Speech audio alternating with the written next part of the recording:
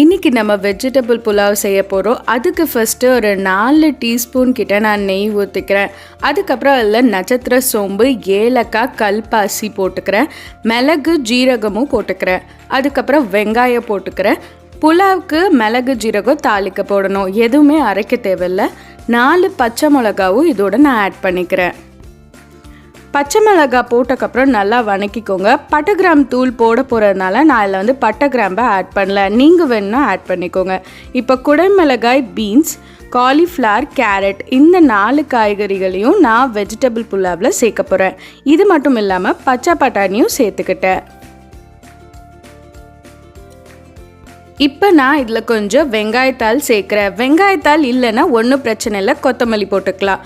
அதுக்கு மேலே கரம் மசாலா தூள், உப்பு சேர்க்குறேன், புதினாவும் சேர்க்குறேன்.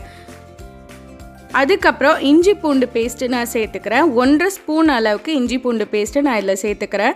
1.5 படி காப்படியில் அரிசி பாஸ்மதி ரைஸ் நான் ஊற வச்சுருந்தேன், அதையும் இதில் சேர்த்து 2 படி அதில் நான் தண்ணி ஊற்றுறேன். இதுதான் நீங்கள் தண்ணி ஊற்றுறதுக்கான ரேஷியோ. நீங்கள் இப்போ மூடி போட்டு சிம்மில் வச்சு ஒரு விசில் விட்டு எடுத்துட்டிங்கன்னா உங்கள் புலாவ் தயார்.